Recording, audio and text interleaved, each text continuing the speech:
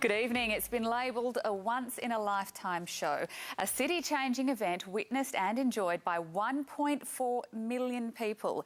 Today, Perth said goodbye to the giants, the massive marionettes that cast their spell over the city and left a legacy that won't be forgotten anytime soon. After 2 days of giant mania, you would have thought the crowds may have started to thin. Not a chance. This was Langley Park last night. A sea of people there to watch the giants meet for the first time. They may not be alive, but that didn't matter. This loving embrace was so real, the crowd was swept up in the spectacle.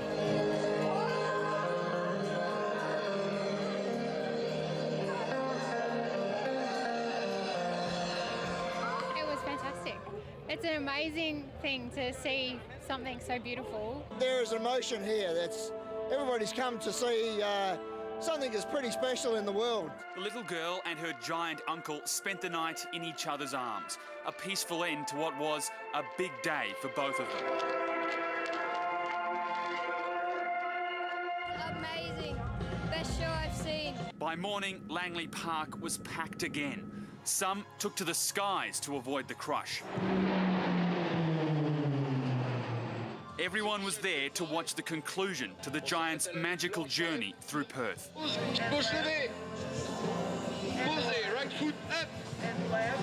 The little girl giant woke in a good mood. She did a dance for the crowd before jumping for joy.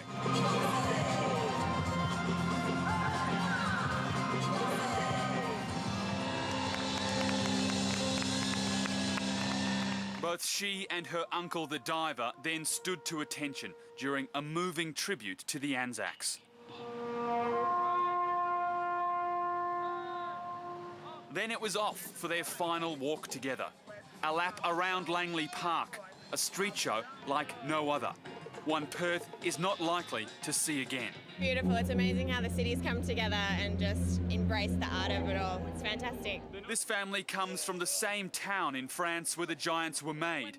Today, they were extra proud to be French. It's crazy to see that we see them in Australia, and we never see them in France. Each lifelike step is controlled by a team of puppeteers.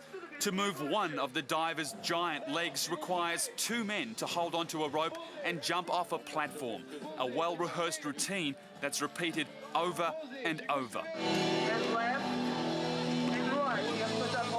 And so this is it, the first time that both of the giants have walked through the streets together.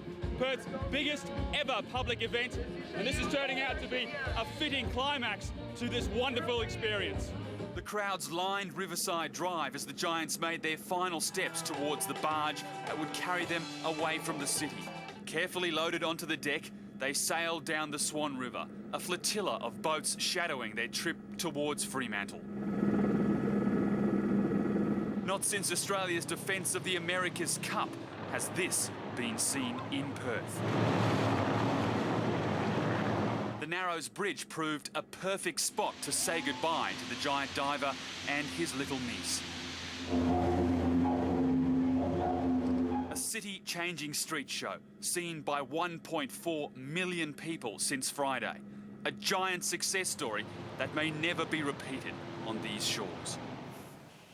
And Rob Scott, you followed their every move since they arrived on Friday.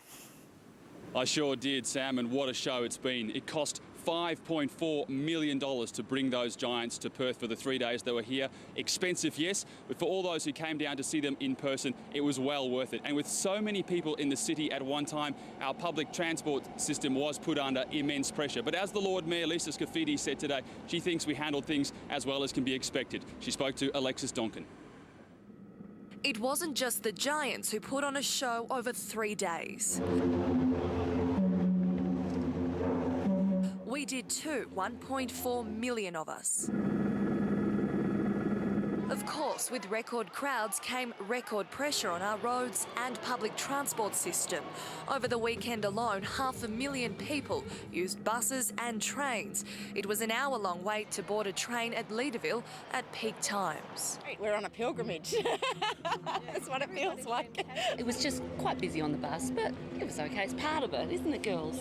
Yes. For Angela Ellard and her 3 children, a crash on the Kwinana freeway made the hour-long drive from home to the city a 2-hour journey, but it was worth the wait. We drove from Pinjarra.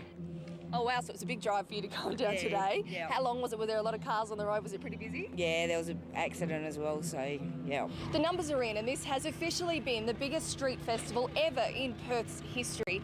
Today, Premier Colin Barnett addressed the crowds where he thanked people for taking part. He also said this has really been a once-in-a-lifetime opportunity. And you, who have come out in your hundreds of thousands to support the Giants and to commemorate the Anzacs, I thank you very much. Massive crowds and more than 20 road closures across the CBD caused some frustration. But the Lord Mayor says we behaved exceptionally well at our biggest community event yet. The crowds have moved around with relative ease, you know, and I think people have had the right attitude, which has been so heartening. So I do want to say thank you. Alexis Donkin, 7 News. Expectations before the Giants landed in Perth were that 1 million people would come to see them. Rob, the numbers far exceeded that.